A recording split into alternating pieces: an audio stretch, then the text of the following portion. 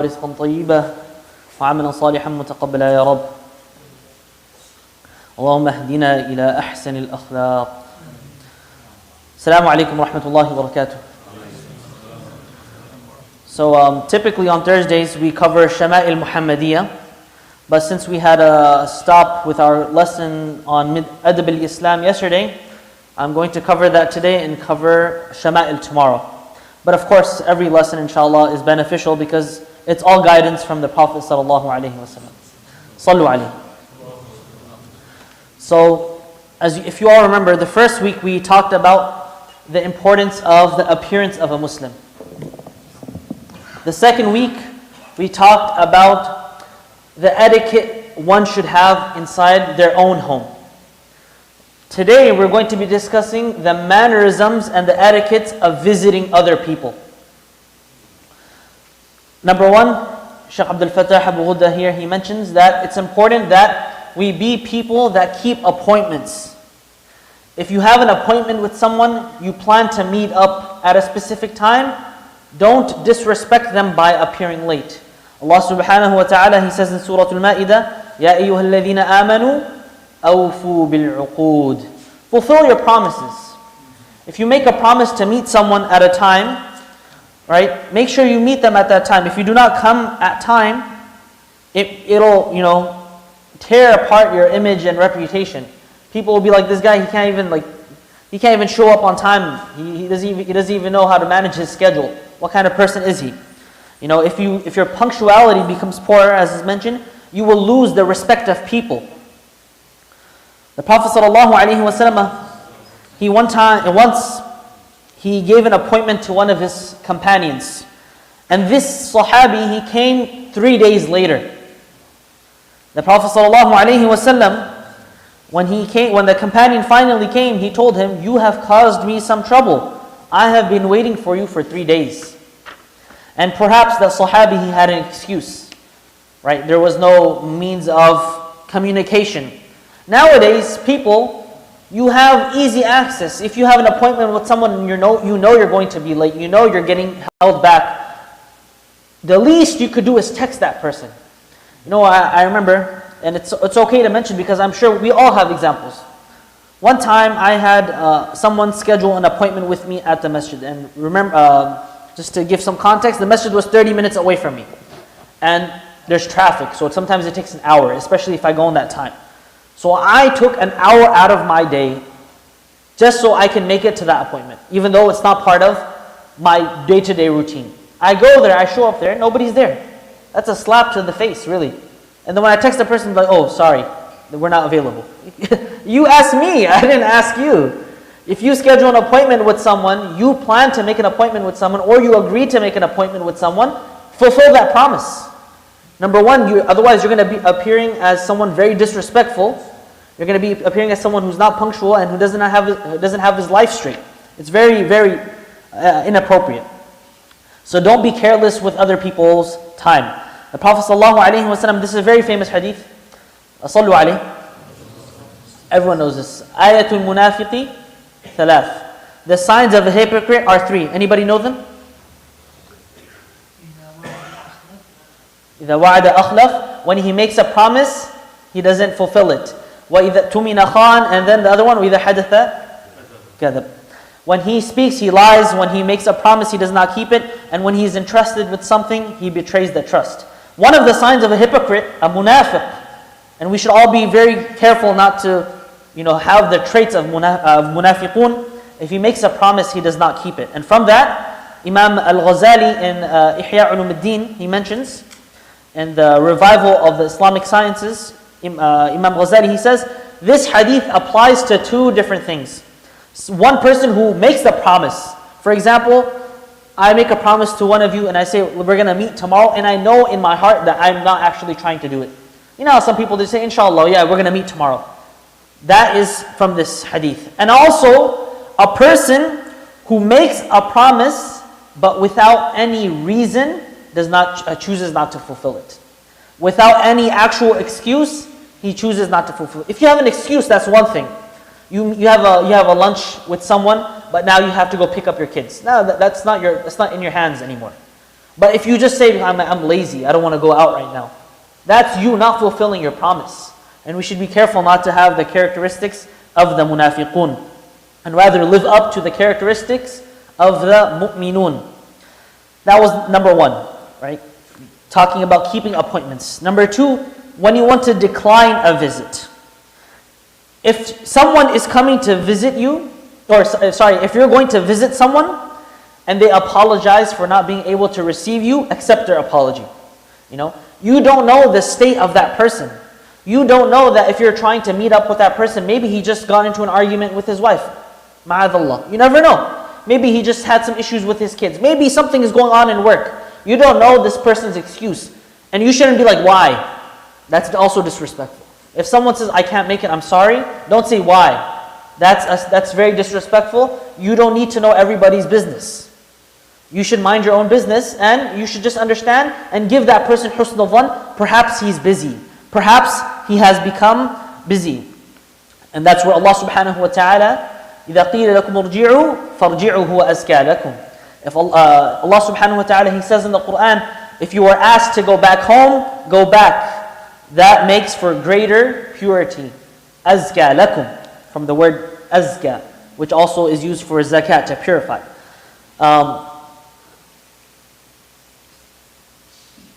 Also a very important thing.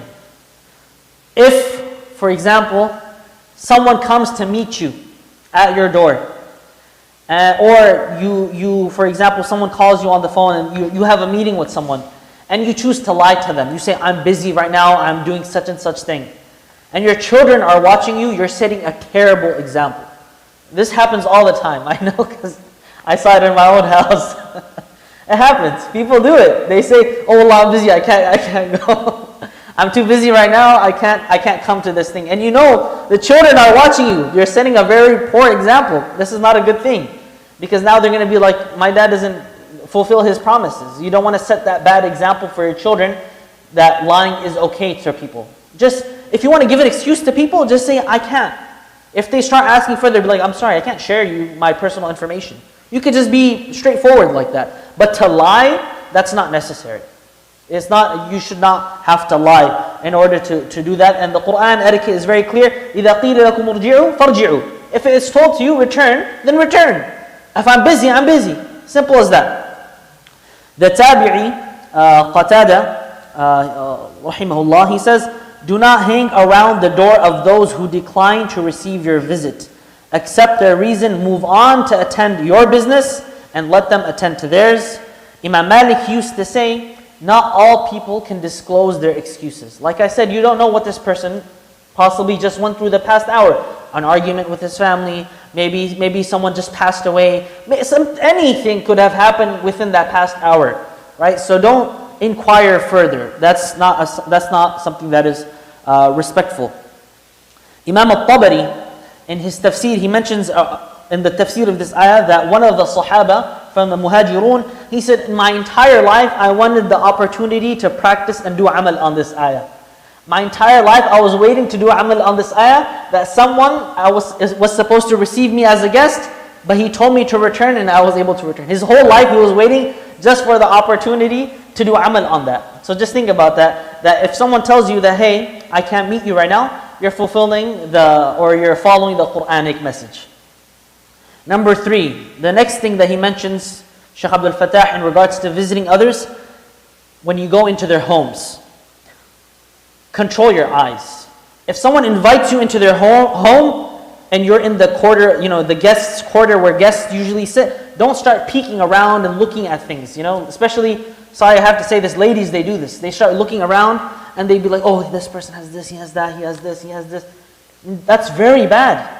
And even when they go in the bathroom, they're like, oh, he has that soap, oh, he's using that shampoo. Astaghfirullah. That's so bad, because you're spying on this person. He didn't intend for you to go and look at every single detail of their house. Some people, they have so bad manners that they even start opening up their drawers, because they're like, I'm in the bathroom, nobody sees me. Astaghfirullah. Are we that low? Are we that low of a people that when someone trusts us inside their house, that we betray it and start opening up their drawers, start opening up their closets? Astaghfirullah. That's something that's very, very low. And it's important to remind each other that we do not fall into these things. is reported in Abu Dawud and Tabarani that a man stood, one of the Sahaba, he said that a man stood facing the door of the Prophet ﷺ while asking permission to enter. The Prophet ﷺ, he told him, turn this way. He said the whole purpose, the Prophet ﷺ, sallu alayhi, he said the whole purpose of asking permission to enter is so that you don't look inside. The whole purpose of asking permission to enter into someone's house is so that you don't look inside. And this is also important, if you live in a neighborhood where perhaps sometimes, especially like the more wealthier communities, they have glass door houses. Or they have their windows open, for example. Your neighbors might have their windows open. Doesn't mean you can look inside. Just because the windows are open, just because the door is open, just because it's see-through and you can look inside, does not give you the permission to look inside. You looking inside, it's as though you are inside. And this reminds me of the hadith that's reported in Bukhari and Muslim, that the Prophet ﷺ, once he was in his home, and with a small pitchfork, he was scratching the top of his head. And a man peeked through a hole into the room of the Prophet ﷺ. And he said, had I known you were looking, I would have poked your eye. To that extent. Had I known you were looking and peeking into my house, I would have poked your eye. Right? So we need to be very careful as to staring into people's homes, staring through windows. That doesn't concern us. Do not look. That's something that a Muslim does not do. The next thing, removing your shoes. These are very simple adab, but we need to be reminded of it, myself as well. I say this not only for you, but for myself as well. Removing your shoes. You should take off your shoes unless your host asks you to keep them on. Sometimes you might go to someone's house and they keep their shoes on. That's different. But other than that, you should take your shoes off. And when you take your shoes off, mashallah, I see sometimes the kids, they just throw their shoes. No. Teach your kids as well. When you take off your shoes, when you visit someone, take them off, neatly put them. See, I see some of the kids smiling too. When you take them off, you take them and you put them to the side, right next to each other, or place them on top of each other. So like it looks murattab, so it looks like orderly. Sometimes when you go to any dawats, growing up, going to family dawats, mashallah, you see the whole front yard is just shoes. Wallah, it's just like an ocean of shoes. One person's shoe is over there, another person's shoe is over here. When he's leaving, he's like, where's my shoe? When we place our shoes, do them orderly. And teach your children to do that as well.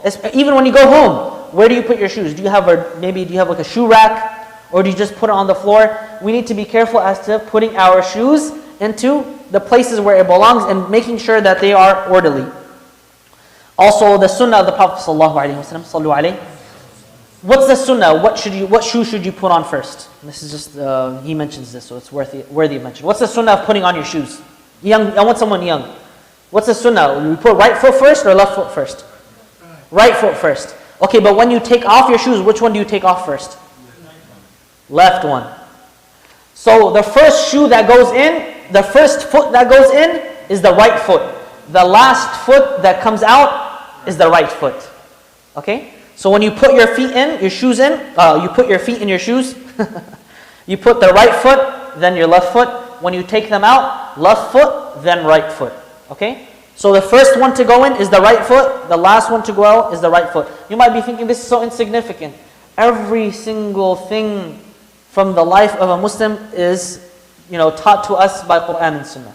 Really, we have guidance for everything. Even how we use the restroom, we have guidance. Right? Let alone putting on shoes. These small things make a great deal of a difference in a person's life. Because if you pay attention to these small things, I promise you the bigger things you won't have to worry about them.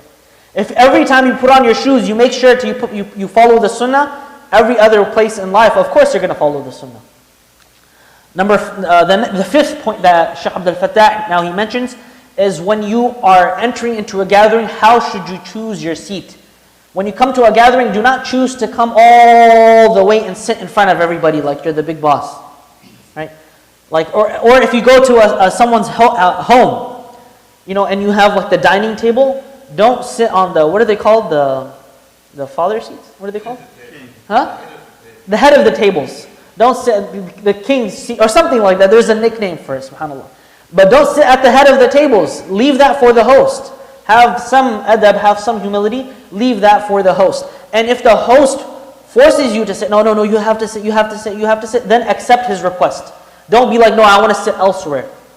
If the host seats you somewhere, be sure to listen. I'll just give an example. One time I was invited for a dawat at my student's home. And so the house was set up in a way where if I were to sit on the sofa here, I would be able to look towards the kitchen. Who's in the kitchen? The sisters, the ladies, the mother, the sister. They're cooking and they're preparing. So I was seated here. So is it appropriate for me to now be like, no, I want to sit here? No, astaghfirullah. You have to sit where the host seats you. You have to sit where the host seats you, because perhaps he doesn't want you to look at other things. Perhaps something is going on in the background and he just doesn't want you to see that. So respectfully, wherever the host tells you to sit, you sit there. The Prophet ﷺ, he says, no person shall lead another in prayer while at the latter's house. No person shall sit uninvited at the favorite seat of the master of the house. So you should not sit yourself at the host where he sits. Let him have his seat. And also when it comes time for salah and jama'ah, the person, the master of the house, Rabbul Bayt, he should be the one to lead the salah, unless there is someone of knowledge in that gathering and he chooses to put that person forward. But the right goes to who? The person of the house. Right? The person of the house. Despite even if his tajweed is not there, despite, he still has the right to go forward and lead the prayer, if he chooses to do so. But if he wants to put someone else, that's his choice as well. Another thing, this is something very important for the young people. Be prepared to stand up and give the seat to elderly people. If you are seated somewhere comfortably and you see older people are coming in, get yourself up, go elsewhere. Let those that are older sit in the priority seats. Let them sit where you were sitting. That's out of respect to the people of knowledge as well. That's out of respect to the people that are much older. The Prophet ﷺ, he says, kabbir, kabbir. He said, give priority to the older ones, give priority to the older ones.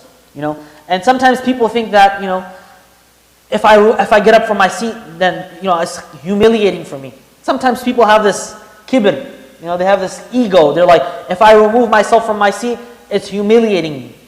In fact, if you get up and you give that seat to someone who deserves it more than you, who is an honorable person, that shows that you are a person of a lot of manners. That shows that you were raised properly, that your parents taught you good etiquette. I'm sure you can imagine certain scenarios that happen in your life where someone was too stubborn to give up his seat to someone that was more deserving of it. That's لا ينبغي هذا.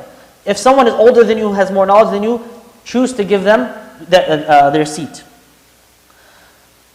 Manners, of course, are based on common sense. So use common sense, right? So if you see that you getting up and moving is actually going to cause more difficulty, then just stay seated where you are, right? These sorts of things, Shaykh Abdul Fattah, he mentions a beautiful point. The best way to develop character is by socializing with prominent and tactful individuals. The more you socialize with people of good akhlaq, you start to notice these things. Especially for the younger generation, don't just casually look at people. Look at them and notice, how are they sitting? How are they holding themselves? Especially the people of knowledge. Notice the small things, because I promise you there's some connection to the sunnah of the Prophet ﷺ. Really, I always give this example. This is something that really humbled me early on in my talab al-ilm. One time I was with my Shaykh Abdullah Mas'ud, who's also the teacher of Dr. Islam, and he was teaching me Al-Lubab, which is a text, a commentary on Al-Quduri. And after our dars, I was seated with the Shaykh. The Shaykh's friend came. The Shaykh's friend is much older than me. The Shaykh himself is in his 70s. He's older than my grandfather, And the Shaykh's friend comes, he's much older than me, perhaps twice my age, and he brings Zamzam water. And so myself, my Shaykh, and me, we drink the Zamzam water, we're talking, we're casually having a conversation, enjoying our time. The adhan comes. The Shaykh's friend gets up to take the cups of water to return them back in their place. My Shaykh looks to me, he said, AbdulRazzak, are you okay with someone older than you serving you? That's all he needed to say. AbdulRazzak, are you okay with someone older than you serving you? That was for me the best lesson that, if all of Medina, that was the lesson I got, that was worth it. So I got up and I put the cups. The young should serve the elderly people. They should give priority to the elderly people. And that's why it's important to surround yourself with people of knowledge, surround yourself with people of good akhlaq, so that you can embody them. You can look, be like, this is how this person carries himself, this is how he walks, this is how he talks. That's how the Sahaba learned good character, by observing who? Rasulullah sallallahu alaihi wasallam. Number 6, the Shaykh mentions, a visitor is not an inspector. Okay? Do not closely examine the contents of a person's house as though you're an inspector, that you're like, mashallah, a food inspector. You're checking, like, oh, let me see, let me check every single detail. Don't look at people's homes like that, right? You should not open closed closets, closed boxes. You should be very respectful of that. And it's mentioned in Risalat al-Mustarshidin by Imam al-Muhasibi that Dawood al-Ta'i, he said, I was told we would be accountable for our minor gazes as we are accountable for our minor deeds. Perhaps those minor gazes that you have in someone's home could count as minor sins. So we should be very, very careful. Number 7, burdening hosts with requests. If someone has hosted you in their home, right? If someone has invited you over, don't start requesting too many things. For example, you're going to spend the night at someone's home. Take a shower at home before you go there, man. Like don't overburden them. Be like, oh, now I need to take a shower in the morning and you need to get me a towel and this is that. Try your best. Try your absolute best not to burden your host. And bil'aks, as a host, you should do your utmost best to serve and help your guest. So the host should be mindful of his guest, and the guest should be mindful of the host. Number 8, timing your visit. Especially if you have, for example, let me mention this first. Choosing an appropriate time. Do not visit at inappropriate times, such as meal time, or times when people are sleeping or resting. For example, if you have your grandmother staying at your uncle's house, right? Or if your brother has your mother and father at their house and you want to go visit, don't visit them when they're eating food, Don't visit them when they're eating. Don't visit them at mealtime, because you're going to put them in haraj for no reason. Be like, man, this guy, every time he comes visits, he comes whenever we're eating food. He's just coming to have a free meal. Really, that's so bad. That's so low for someone to do, to visit when people are having a meal. You should be mindful of visiting people when the time is appropriate and not when they are sleeping or they're relaxing. Visit at a time that's appropriate and do not visit for too long. Right? Do not visit for too long. Imam al-Nawawi, he mentioned something though. It is strongly recommended for Muslims to visit the pious people, their brethren, neighbors, friends, relatives, and to be generous and kind and obliging to them. However, the extent of the visit varies according to the host's circumstances. If you visit your brother, you can probably sit for 1 hour, 2 hours, 3 hours, because he's your brother, you're used to it, and he's totally fine with it as long as there's no haraj from him or his family or his wife or kids.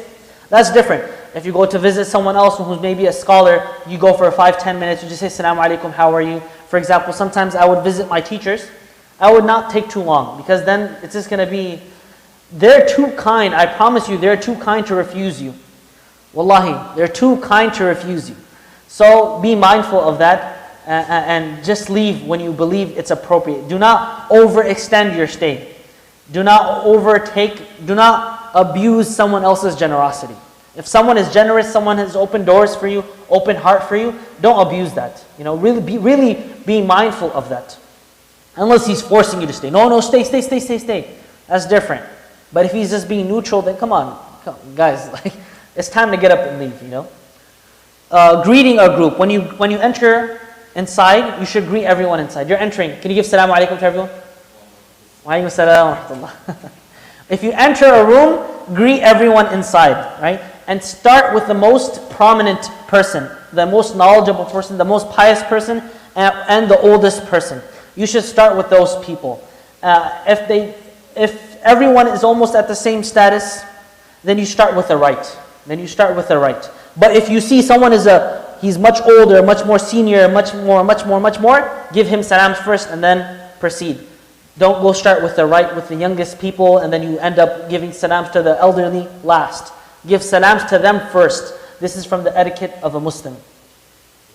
The Prophet ﷺ, he said, Kabbir, kabbir. Yes. Yes. There is a gathering. Yes.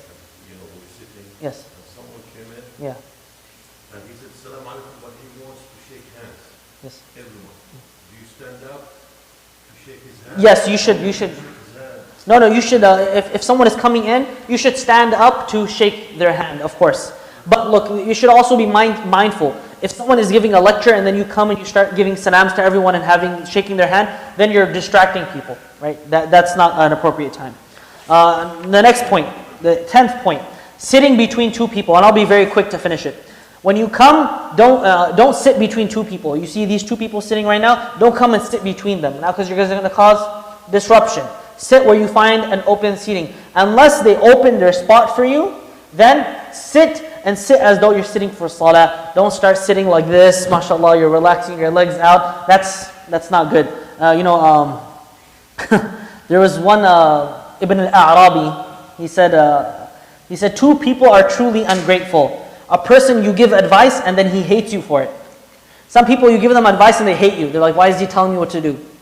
And another person who's truly, truly ungrateful is when there are two people sitting, they invite you in to sit in between them, and then you start opening up your legs. That person is truly ungrateful. I'll finish it off, inshallah. The duties of the host and the rights of the guest. Okay, be hospitable, be generous. Inform your guest of the qibla and give them a towel. Give them fresh towel. Don't give them an old towel. Make sure that the bathroom is clean. Make sure that, especially if, for example, if they're staying the night, that there is no ladies' clothing, for example, within their vicinity. They shouldn't have to see that, right? Empty out the drawers, empty out the closets, so they don't have to come across that. That's from the good manners of a Muslim. Another thing, and inshallah you should do tatbiq of this, stay in touch. And I want everyone to do this. Everyone tonight, I want you to go and send a message to someone in your family that you haven't talked to in a long time. I want everyone to do this. Every single person in the masjid, send a message to someone in your family that you have not talked to in a long time. It could be a cousin, it could be an uncle, it could be your aunt, it could be your father, your mother, astaghfirullah. If it's your father and mother, then may Allah forgive you, because you should be talking to them daily. It could be a distant aunt, uncle, cousin, brother, sister, it doesn't matter. Everyone tonight, I want you to just talk to one person. Just one person, and inshallah you'll get the ajr of it. Please give me the ajr of it too. And the last advice is the Shaykh gives directly to the sisters. Especially they do this, subhanAllah, they love ghibat. they love sitting and gossiping, And this is not me putting the sisters down. This is what they do. They come together, they sit and they gossip and they give each other details about Fulana did this and Fulana did that and Fulana did this. Don't sit and gossip with other ladies. A Muslim sister, she does not have time to waste her words talking about other people's businesses. And also don't make it so boring and wearisome and being extra inquisitive. Especially aunties sometimes, they'll be like, oh, when is your daughter getting married? When is this? When are you having the kid? When is this? Don't be too inquisitive. Don't ask about other people's business. Unless they tell you themselves, and you shouldn't be talking about your family affairs like that openly with people anyways, right? But you should not be inquisitive of other people's things. وَصَلَّى اللَّهُ عَلَى نَبِينَا مُحَمَّدٍ وَعَلَى آلِهِ وَصَحْبِهِ أَجْمَعِينَ. May Allah guide us to the character of the Prophet sallallahu alaihi wasallam and allow us to live according to the Quran.